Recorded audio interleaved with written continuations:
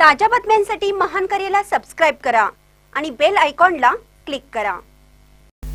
पत्रकारांनी अधिक व्यापक विचार करावा, ज्येष्ठ संपादक वसंत भोसले यांचं आवाहन।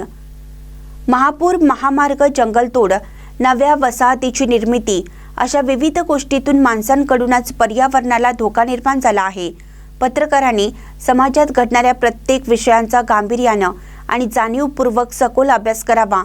पत्रकारितेचा स्तर ढासळत असताना साम्राज्यवाद, जातीवाद, धार्मिकतावाद यामुळे आपण कोठे चाललो आहे हे डोळसपणे पाहावे लागेल। जनतेच्या अनेक प्रश्नांकडे स्वतःचा दृष्टिकोन तयार करून पत्रकारांनी अधिक व्यापक विचार करावा, असं आवाहन ज्येष्ठ संपादक वसंत भोसले यांनी केलं आहे।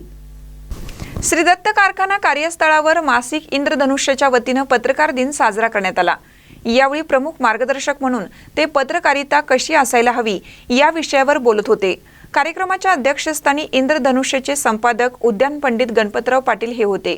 शेती प्रगती मासिकचे संपादक रावसाहेब पुजारी, पत्रकार दयानंद लिपारे, डॉक्टर दगडू माने, सुनील संगपाळ, गणेश पाखरे, महेश पवार आदी पत्रकारांनी पत्रकारितेमधील आपले अनुभव सांगून शुभेच्छा दिल्या।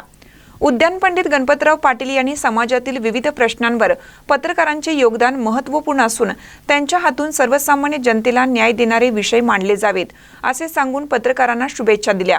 प्रारंभी आद्य पत्रकार, दर्पणकार बाळशास्त्री जांभेकर व इंद्रधनुष्यचे संस्थापक संपादक, श्री दत्त उद्योग समूहाचे प्रेरणास्थान स्वर्गीय डॉक्टर आप्पासाहेब उर्फ सारे पाटील यांच्या प्रतिमेचे पूजन झाले।